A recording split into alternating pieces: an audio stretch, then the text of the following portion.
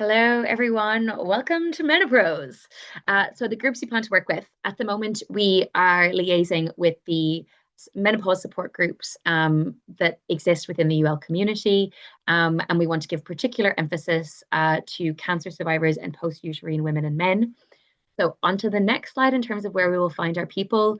As mentioned, at the moment, we are primarily focusing on UL communities that already exist and seeing if they would be interested in taking part in this project. If not, we have lots of backup options.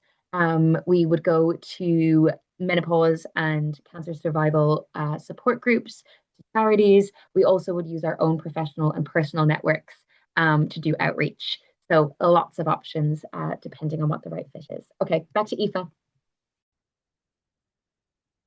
I'm not being funny, but this is my third time recording this because I keep getting so carried away and talking for way too long, particularly about the genres that we're likely to use. So we have a pick and mix selection here. It will truly depend on the needs and wants of the participants, but some key genres that we would hope to focus on would be poetry in all its myriad forms.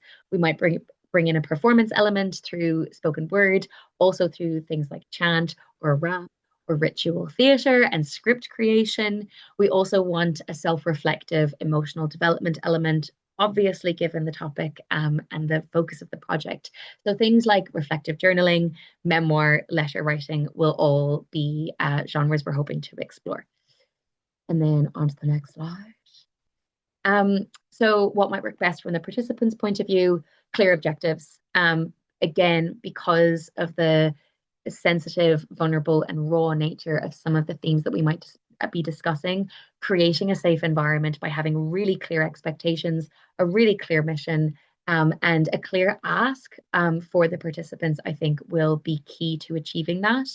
And then also having a group contract that ensures confidentiality, mutual respect, and also prioritizes self-care and compassion will help to augment the participants' experience. Back to Aoife. As all Irish people in the room will know, when dealing with difficult topics and particularly personal pain and trauma, humor is kind of integral to the to the experience. And so we will be inviting as much fun and laughter and play and silliness into our workshops as we can.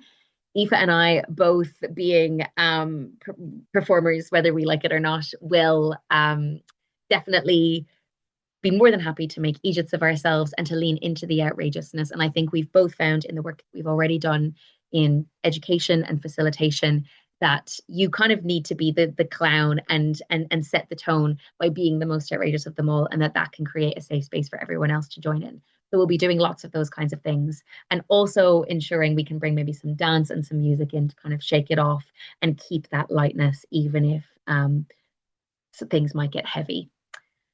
And then ethical issues are pretty self-explanatory.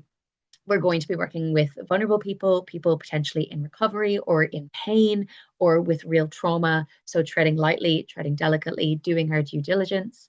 And then the group confidentiality element is also really integral from an ethical standpoint, as well as an emotional well-being and group trust perspective as well. All right, back to Aoife. So there are so many benefits to us as creative writers, companionship, a community, getting to create something real and raw and honest and fun and angry together is something that I personally am very excited for. To be inspired by both people's stories and the artwork that comes from that.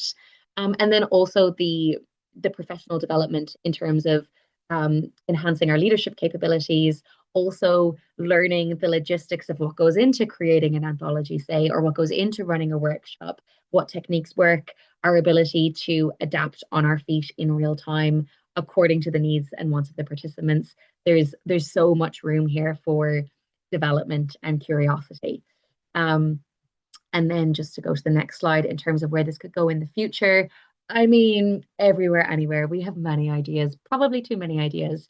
But I think creating a physical product in the form of an anthology, taking in-person workshops online so we can reach more people in a more inclusive way, particularly for people who might be ill or undergoing treatment.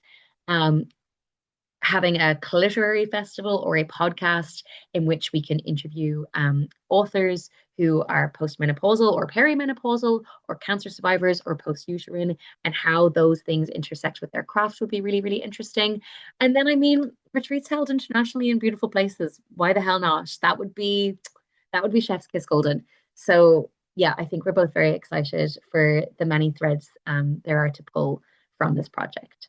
But first we go potent, we go small, and then world domination. All right, back to Aoife. Bye everybody. Merry Christmas.